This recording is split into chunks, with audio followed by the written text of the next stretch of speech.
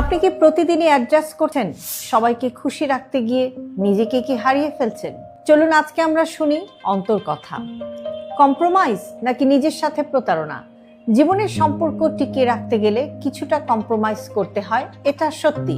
কিন্তু একটা প্রশ্ন আছে, আপনি কি শুধু সম্পর্ক বাঁচাচ্ছেন নাকি নিজের অস্তিত্বটাই হারাচ্ছেন?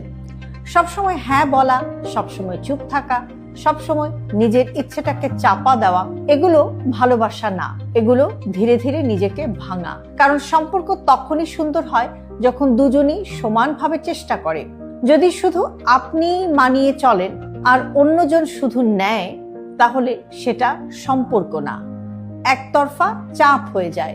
মনে রাখবেন, নিজেকে হারিয়ে কোনো সম্পর্ক বাঁচালেও সেখানে শান্তি থাকে না।